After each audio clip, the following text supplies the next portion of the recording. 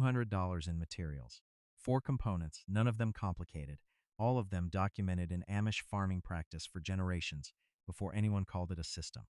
Run together on one small property, they cut purchased feed costs by $2,000 a year for a mixed flock and small livestock operation. This video is the exact build, big pops. Why Amish operations don't have. This problem Amish farms do not run on a feed store account because the entire structure of Amish farming was built before feed stores existed in their current form, and the practices that predated commercial feed never disappeared from the community.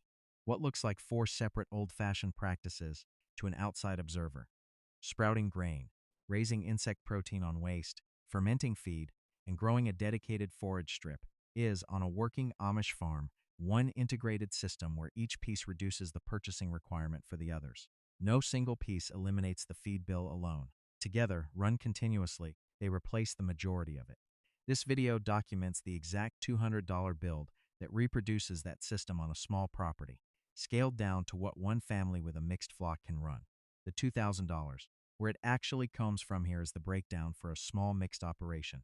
A flock of 20 birds, a hog, or a small ruminant herd consuming a baseline of roughly $3,000 in annual purchased feed before this system is built. Fodder rack replaces grain volume at 5 cents per pound versus 30 to 50 cents commercial. On a portion of the ration that previously cost $600 annually, the multiplication effect reduces that line to $100. Savings, $500. BSFL bin replaces 30 to 50% of purchased protein supplement. On a protein line that previously cost $400 annually, this component cuts it to $160 to $280. Savings, $120 to $240. Fermentation station, 15 to 20% consumption reduction off whatever grain ration remains after the fodder rack's contribution. On a remaining baseline grain cost of $800, this reduces it by $120 to $160. Forage strip replaces $300 to $400 of purchased grain and protein supplement directly once mature. Total documented annual reduction across all 4 components at mature operation: $940 to $1,380 in direct feed cost reduction, plus the secondary fertility and infrastructure savings, eliminated purchased fertilizer, reduced hay requirement from the forage strip's grazing contribution, that bring the realistic total to the $1,800 to $2,200 range. This video's title reflects. Comment 1. The fodder rack.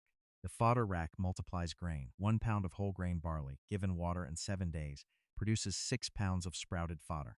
A 50-pound bag of barley at $15 becomes 300 pounds of finished feed. The cost per pound drops from 30 cents to 5 cents. The nutritional shift matters as much as the volume multiplication. Barley's crude protein rises from 12.7% dry to 15.5% sprouted. Digestibility increases from 40% to 80%. The animal extracts more nutrition from each pound of fodder than from each pound of unsprouted grain, which means the daily feed volume requirement drops even as the nutritional delivery improves. Build 10 trays with drainage holes drilled every 2 inches, stacked on a shelf rack that allows drainage between levels. Soak 2 pounds of grain per tray for 8 to 12 hours. Drain, spread 1 inch deep, rinse twice daily. Harvest at day 7. 10 trays on a rotating cycle produce a daily harvest of roughly 12 pounds of finished fodder from 2 pounds of dry grain input per day. This is the component most families start with, because it requires the least waiting before the first harvest.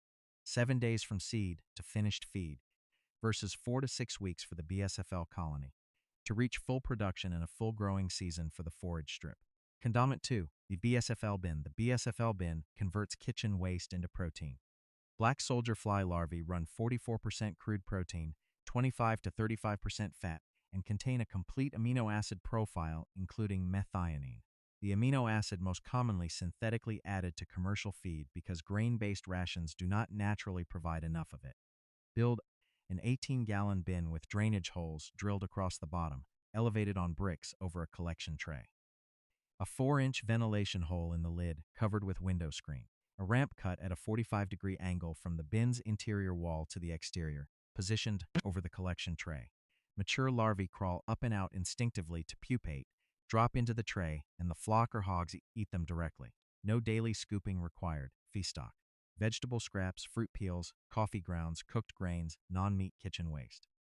A household of 2 to 4 generates 15 to 50 pounds of usable feedstock per month, enough to sustain a colony that replaces 30 to 50% of purchased protein for a small mixed flock once the colony reaches full production, documented at 4 to 6 weeks after establishment in warm season conditions. The byproduct, frass, the residual material left after the larvae process the feedstock, runs 3 to 4% nitrogen and feeds directly into the forage strip as fertility, closing the loop between two of the four components. Component 3, the fermentation station. The fermentation station improves feed efficiency rather than multiplying feed volume. Whole grain submerged in water for 48 to 72 hours undergoes natural lactofermentation from bacteria already present on the grain surface, producing a feed that animals consume in lower quantity for the same nutritional delivery. Documented results across independent research. Feed consumption drops 15 to 20% because fermentation increases nutrient bioavailability. Gut health improves because lactobacillus colonizes the digestive tract and competitively excludes pathogens. Eggshell quality improves in poultry because fermentation reduces the phytic acid that otherwise binds calcium and phosphorus and prevents absorption. Build a 5-gallon food-grade bucket, 2/3 filled with whole grain, covered with water to 2 inches above the grain surface, lid loose fitting to allow fermentation gas to escape. Stir daily. By day 2, the mixture smells pleasantly sour. Correct. A putrid smell means the ferment has gone wrong. Dump it and restart with fresh grain, running 2 buckets in rotation, one actively fermenting while the other is being fed out. Provides a continuous daily supply without gaps. The 15 to 20% consumption reduction, this component delivers compounds with the FODDER cost per pound reduction, stretching the same purchased grain supply significantly further than either component alone. Component 4, the forage strip. The forage strip is the slowest component to establish and the one that delivers the largest single contribution to the $2,000 annual reduction once it matures. A quarter-acre planting of cowpeas, sunflowers, and turnips, direct sown after last frost on ground, prepared with sheet mulching the prior season, produces 3 distinct feed categories from one planting. Cowpeas fix 80 to 120 pounds of nitrogen per acre, while producing 23 to 25% crude protein seed that stores for 12 to 24 months. Sunflowers produce 17 to 20% protein, 26 to 32% fat seed that carries the winter energy ration. Turnips provide both grazable tops through fall and a stored root crop through early winter. The strip requires temporary fencing during establishment.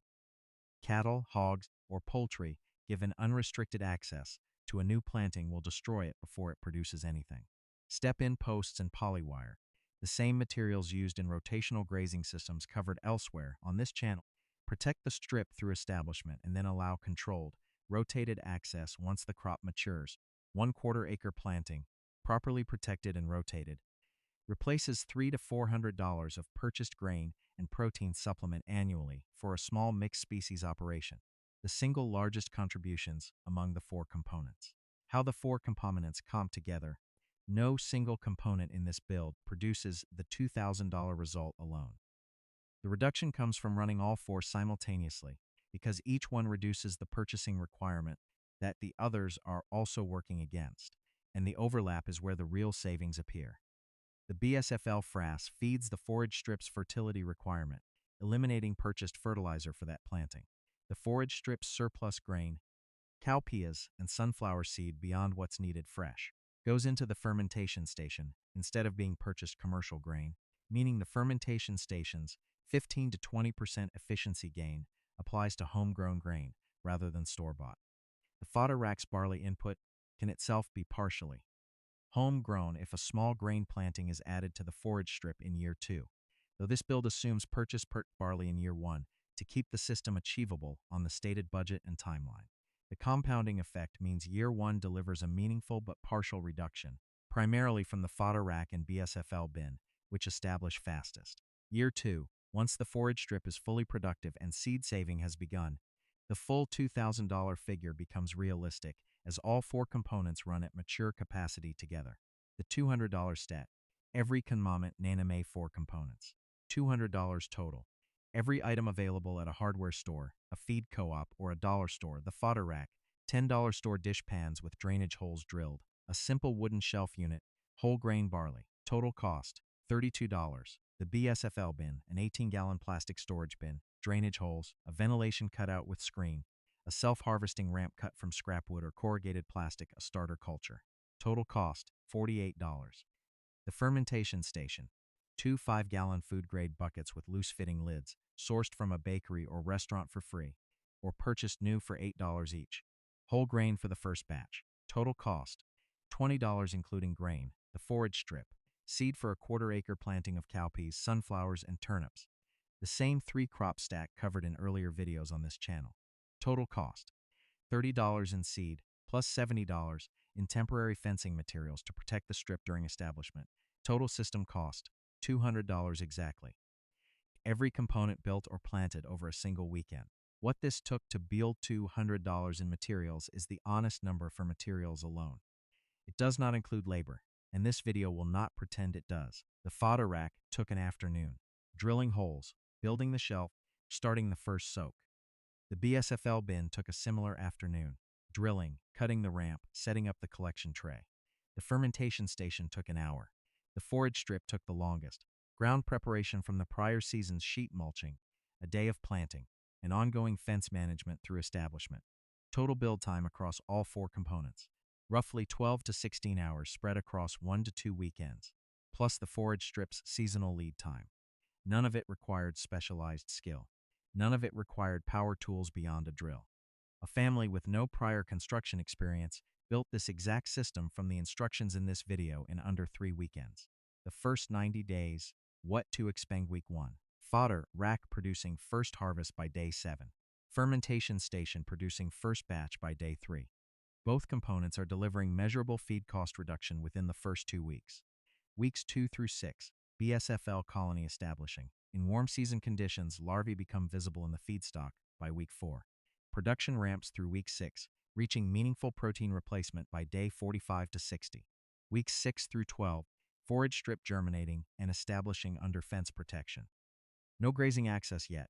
The plants need the full establishment period before they can tolerate animal pressure.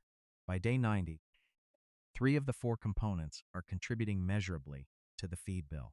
The forage strip remains in establishment and will not contribute its full value until the following season. The realistic first-year reduction at the 90-day mark is $400 to $600 annualized. Meaningful, but well short of the full $2,000 figure that requires all 4 components at mature capacity.